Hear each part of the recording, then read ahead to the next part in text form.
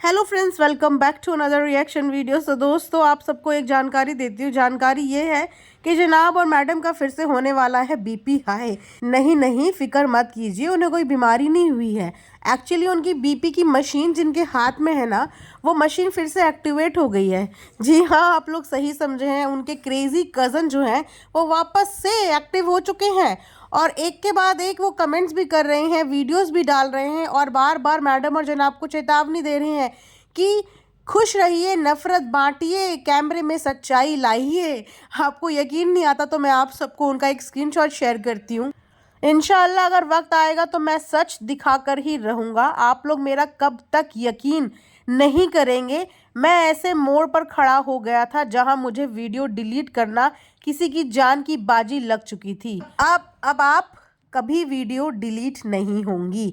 तो ये है पोस्ट इनके क्रेजी कज़न का, जिन्होंने आके वीडियो के नीचे ये कमेंट किया है और अपनी भी वीडियो के नीचे इन्होंने काफ़ी सारी चीज़ें लिखी हैं। क्रेजी कज़न ने बीच में 2-3 वीडियोस डाली थी, जिस वीडियो में उन्होंने एक बार तो नानी के चोर होने के प्रूफ्स दिए थे और उसके बाद इन्होंने एक और वीडियो डाली थी जिसमें इन्होंने जनाब के मौधा के कारनामे बताए थे। और तो और मैडम से रिलेटेड भी जितनी सारी खबरें आई हैं वो इन क्रेजी कज़न के द्वारा ही आई हैं।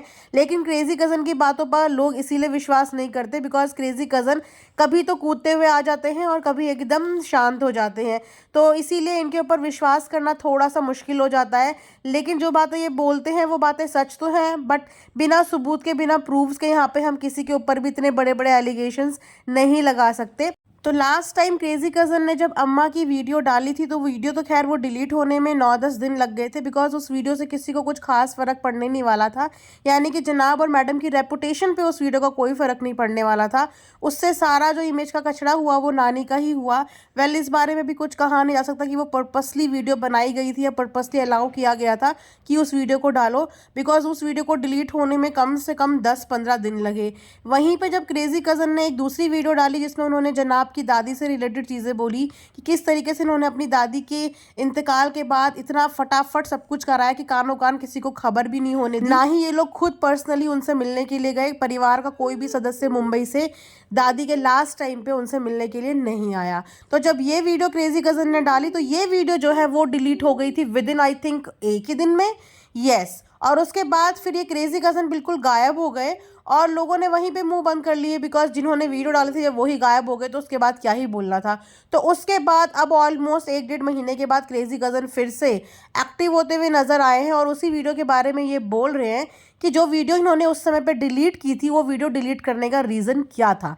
इन्होंने बताया कि इन्हें किस तरीके की धमकियाँ मिली, किस तरीके से इनकी जान मान पे तक आ गई थी इन्होंने, क्योंकि अपने पोस्ट में यही बताया ना कि मैं बता नहीं सकता कि क्या जान मान की बात आ गई थी जिस वजह से मुझे मजबूरी में वीडियो डिलीट करनी पड़ी, या ये बोलिए कि वीडियो मुझसे डिलीट करवाई गई। लेकिन साथ ही साथ इन्होंने ये भी बोला है कि अब मैं जो भी वीडियोस बनाऊंगा, अब मैं जो भी प्रूफ्स लाऊंगा वो मैं सामने प्रूफ लाऊंगा। मतलब मैं अब बकैती नहीं करूंगा, यहाँ पे मैं प्रूफ के साथ आऊँगा कैमरे के आगे, यानी कि वीडियो में आपको सच दिखाऊंगा और उसके बाद वो वीडियो मैं किसी के भी कभी भी कहने पे डिलीट नहीं करूँगा।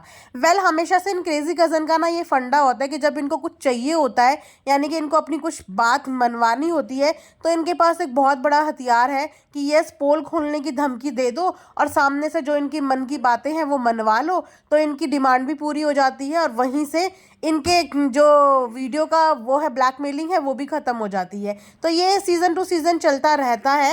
वेल, अब देखते हैं कि अब इस बात में कितनी सच्चाई है, क्योंकि इस तरीके की बातें पहले भी बहुत बार सुनी है। तो अगर देखा जाए ना तो मुंबई वासू की दिल की धड़कन बढ़ा देते हैं ये क्रेजी कज़न। ये जब जब एक्टिव होते हैं ना, उन लोगों की दिल की धड़कन और उनके चेहरों की हवाइयाँ बिल्कुल उड़ जाती हैं।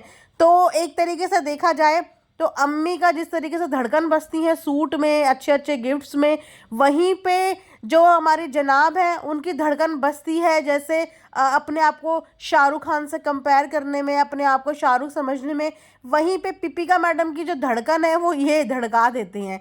मतलब आप अब समझ सकते हो कि पिपिका मैडम को इतने ऐश और आराम होने के बावजूद, मतलब अपनी लाइफ को वो सुकून की लाइफ कहती है पिपिका मैडम कि मेरी सुकून की लाइफ है। लगता है आप लोगों की लाइफ में सुकून नहीं है। तो इतनी सुकून की लाइफ होने के बावजूद पिपिका मैडम की आंखों के नीचे इतने डार्क सर्कल रहते हैं। तो मुझे नहीं लगता कि जिसकी लाइफ में इतना सुकून हो उसकी लाइफ के इतने ज़्यादा डार्क सीक्रेट का इतना ज़्यादा डर होता है कि इंसान की आंखों के नीचे इतने ज़्यादा गहरे गहरे डार्क सर्कल पड़ जाते हैं। ये खासकर सोच फिक्र की निशानी होते हैं, मतलब ऐसा बोला जाता है। वेल अब तो ये नॉर्मल बच्चों को भी हो जाता है, पता नहीं बच्चों को कौन सी टेंशन या परेशानियां होती हैं, बट और किसी को हो या ना हो, बट मैडम की ज़िंदगी में परेशानी और टेंशन तो बहुत है। और सबसे बड़ी टेंशन उनकी यही है कि उनकी जो धड़कन है ना वो इस क्रेजी कज़न के हाथ पे, बिकॉज बाकी तो फैमिली की किसी की इतनी हिम्मत नहीं है कि इनके लिए ऑन कैमरा आके कुछ बोल ले। यही थोड़े से क्रैकपॉट है कि इनका कुछ भरोसा नहीं किया जा सकता, ये कभी भी कुछ भी बोल सकते हैं। तो जब इनको अपनी कोई डिमांड पूरी करवानी होती है ये इसी तरीके से हरकत करते हैं। उसके बाद वहाँ से आई थिंक इन्हें कुछ मिल जाता है, क्योंकि अभी लास्ट टाइम इन्होंने कार भी खरीदी थी। तो जब इन्होंने वो कार खरीदी तो सब ने यही अंदेशा लगाया कि लगता है वो जो पास में वीडियोस डिलीट हुई हैं उसके बदले जो नेगोशिएशन हुआ था वो कार का ही नेगोशिएशन हुआ था। तो क्रेजी कज़न ने कार खरीदी, वीडियो डिलीट हो गई। अब देखते हैं कि क्रेजी कज़न की न्यू डिमांड क्या है और अब उस डिमांड को पूरा करते हैं मैडम या जनाब नहीं, और उसके बाद क्रेजी कज़न कुछ लेके आते भी हैं या नहीं। वैसे वो कह रहे हैं कि मैं आप सबको यकीन दिला के रहूँगा कि मैं जो बोलता हूँ वो मैं सच बोलता हूँ। तो देखते हैं क्रेजी कज़न आप कितना सच बोलते हैं। वेल मैडम और जनाब की तो हवाइयाँ उड़ गई होंगी जब से उन्होंने उनकी ये वीडियो देखी होगी, इसीलिए दिख ही रहा होगा कि कितने शांत शांत सा माहौल हो चुका है मुंबई का। वो हैपनिंग माहौल नहीं रहा। एक तरफ जनाब बेचारे को अपनी परफॉर्मेंस की टेंशन, अपनी रिहर्सल की टेंशन, और दूसरी तरफ ये क्रेजी कज़न जो है उन्हें बीच बीच में टेंशन देते ही रहते हैं। वो कहते हैं ना कि आपकी ज़िंदगी के जितने भी काले राज होते हैं वो आपका पीछा कभी भी नहीं छोड़ते। इसीलिए बोलते हैं भैया सच्चाई की राह में चलो, सच बोल लो। सच बोलने में तकलीफ ज़रूर होती है लेकिन आगे के लिए रास्ते खुल जाते हैं, फिर मजाल नहीं होती ऐसे ऐरे गहरे नट्ठू खैरों की आए और आप लोगों को ब्लैकमेल कर दे। सच कड़वा ज़रूर होता है लेकिन अगर जो आपको प्यार करता है वो आपका सच भी स्वीकारेगा, बट बेशर्ते कि आपने जो पास्ट में गलतियां करी हैं उन चीज़ों को आपको रियलाइजेशन हो और उन चीज़ों को आप फ्यूचर में कभी ना दोहराएं, प्रेजेंट में कभी ना करें। और पास्ट खैर सबका होता है, किसी का अच्छा होता है किसी का बुरा होता है, और गलतियां भी हर कोई करता है और गलतियों की माफ़ी भी मिलती है। बस उस माफ़ी को पाने के लिए आपको एहसास दिल से होना चाहिए। तो मैंने सोचा चलो आप सबको भी थोड़ी सी अपडेट दे दूं।